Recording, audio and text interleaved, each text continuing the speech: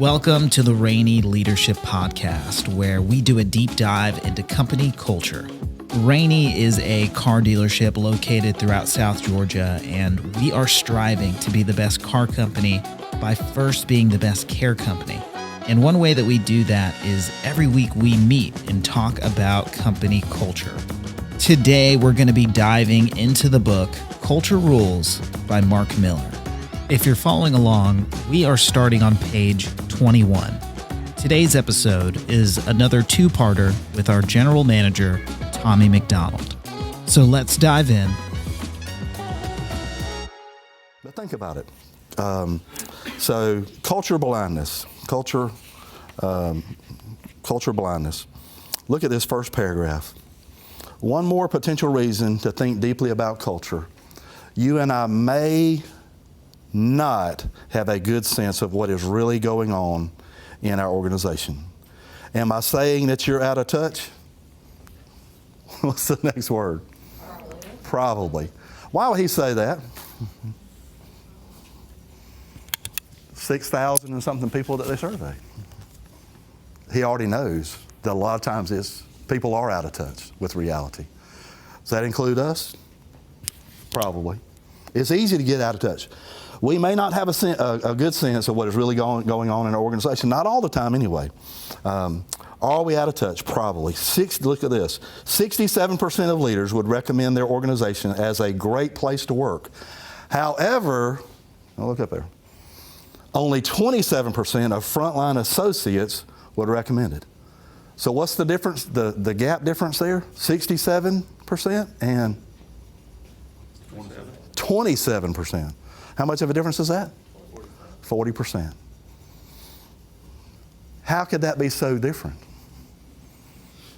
Listen, we have the incredible privilege of being able to come into this meeting every week, and listen, this is my favorite thing about working at Rainey, is coming to these clubs. Not standing up. Listen, I just enjoy being a person sitting around the table learning and listening and growing, and had no idea I'd ever be up here doing this. But listen, this company can get so engaged in just this that we think that this is what's most important. This is important, but what's more important is that gap. And how do we get what we think of as a great, and down to the people that are working in the shop, down to the people that are even working for us, in just a cleanup mode, the truck drivers. How do you get that to them? Where they would say, where their percentage would be up at 67 and say, yeah, this is a great place to work. There's a disconnect, and Bob and I have talked about this. So how do we get the 27% up to where everybody else is? It's not just going to happen. It's not, and if we become culturally blind and think it doesn't matter and our actions don't matter, then we will be the ones who pay the price for that.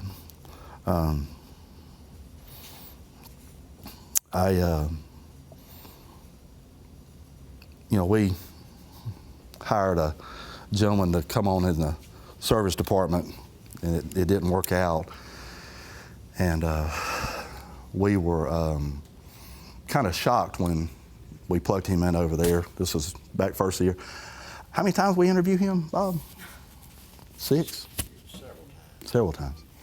Man, we asked all the right questions. We went through all kinds of, I was throwing all kinds of stuff out there, and plugged him in over there, and he had culture blindness.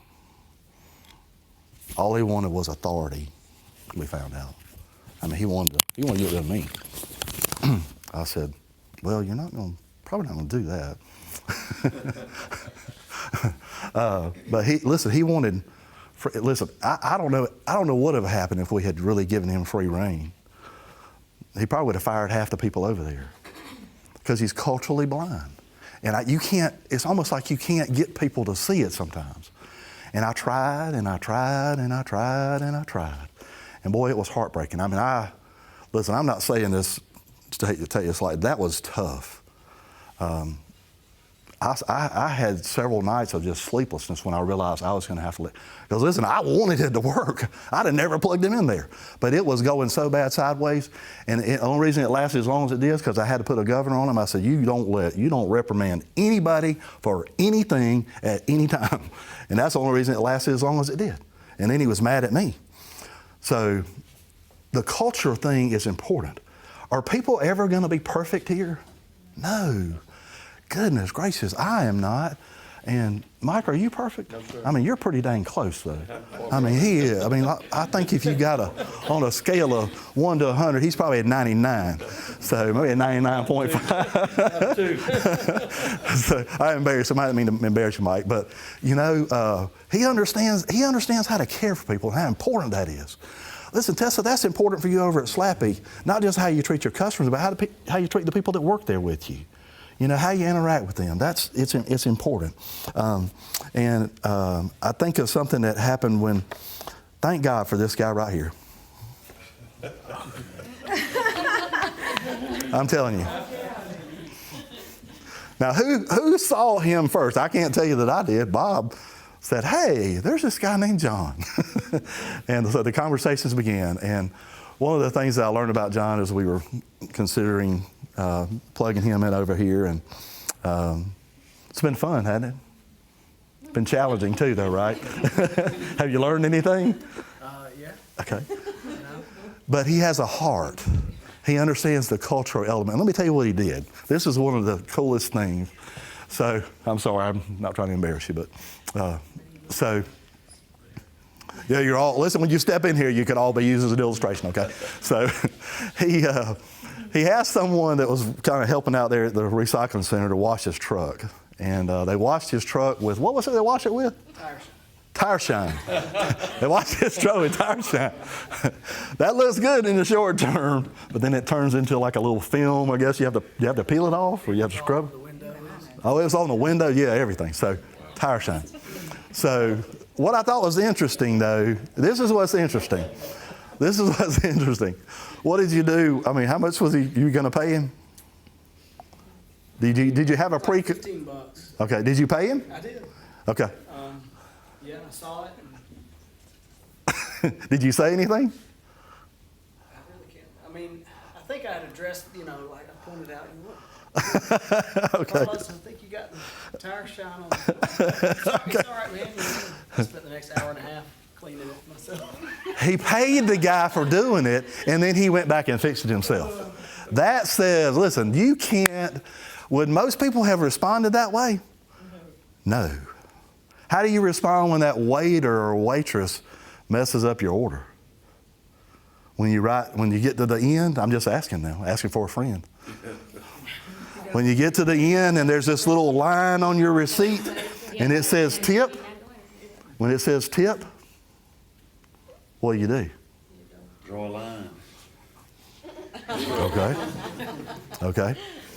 My parents always told me that you can tell a person's true character by how they treat the wait staff Yeah. at a restaurant. Yeah. There's a pretty good quote. I can't remember I can't know if I can get it right here. You can tell the greatness of a man by the way that he treats little men. I can't remember who said that. Was it Dale Carnegie said that? Okay. So that's true. The people that are serving you. Jody and I went to how many of y'all ever been to Red Lobster? Listen, we used to love to go to Red Lobster. And don't go that much anymore. But we went one time. I wasn't going to share this. Huh? I don't think we have one anymore. Oh, it's closed here? Yes. Is it really? Okay.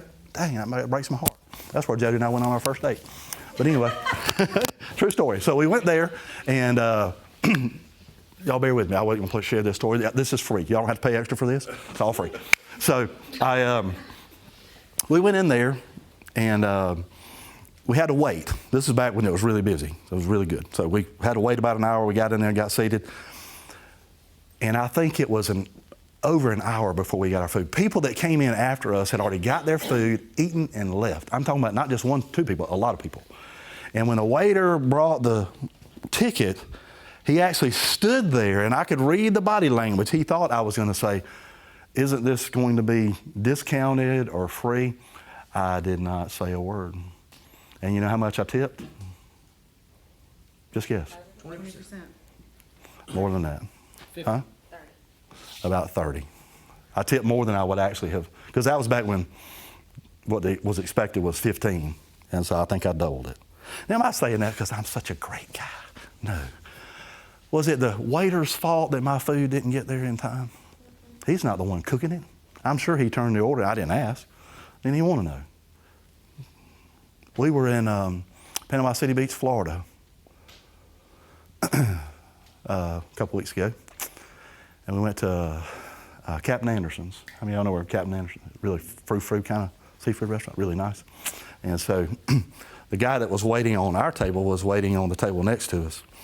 And I could see him, and I saw when he looked at the receipt after the couple that was there left, he did this. What do you think that meant? Yeah, it was probably like you said, a line on there or a zero, and maybe some words. And I heard his trainer come up to him and say, "Don't worry about it, man. They were just mad because they didn't get things done the way they wanted." Is that the way we should respond? I think when people mess up, that's when you need to show more grace. I think when your waiter or waitresses, when it takes twice as long and the food's not as good, listen, they know. They'll figure it out. What's it say about you if you just treat them the way everybody else treats them? So guess what I did for that guy that waited on them that I sensed that he didn't say anything to me. I just saw it. He didn't even know I saw it. So guess what I did with his tip? Well, our tip was going to be. Yeah, I did. I tipped for them too. I don't know how much I didn't see their bill. It might have been. I don't know if they had a whole bunch of expensive bottles of wine, Thomas, but I don't know what it was. So I just kind of guesstimated, but I did that. Now, why? If we're going to be different, we got to be different. We can't just talk about it. Let's let it show up. Bob is that kind of a gracious person. I don't know. There's no telling what all he's given away. But we can't become culturally blind. Now let me talk about the end game. In Monopoly, what's the end game? What's the end game? Park Place. How much? Park Place. Park Place, okay. All right. Bankrupt the other players. Yeah, put everybody else out of business. Okay. Yeah, you got everything. Or you got enough where, maybe the only thing that other people are going to do is just end up in jail. I don't know. But I haven't ever won the game of Monopoly. Have you ever played it till you actually won it? But in a game, in chess, what's the last word, Thomas? You're a chess player, I understand. Is it checkmate? That's it. Yep. That means you're done.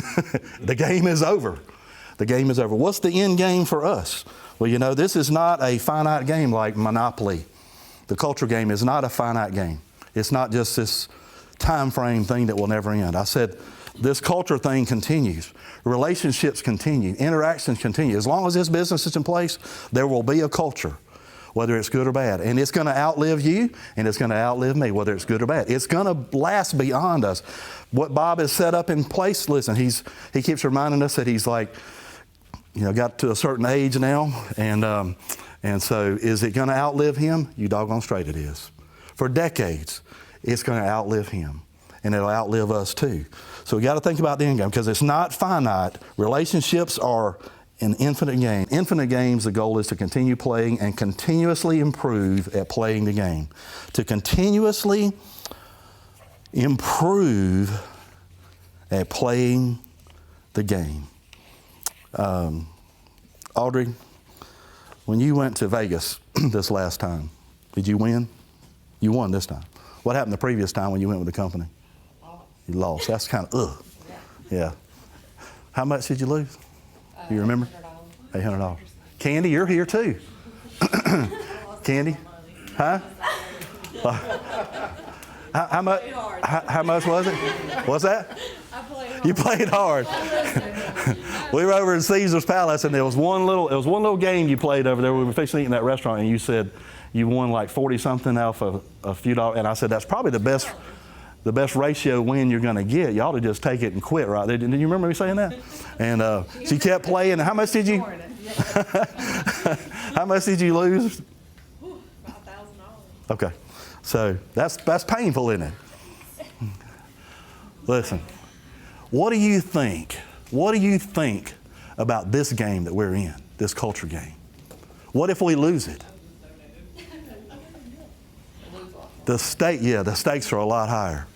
You know, I said, say you're all in and getting in here. You know, are you all in? You ought to be. Because what we do or don't do here is going to affect you. It's going to affect profitability, but it's going to affect your interactions every single day. It will have an impact. We can't just pretend it is not important, because it really, really is.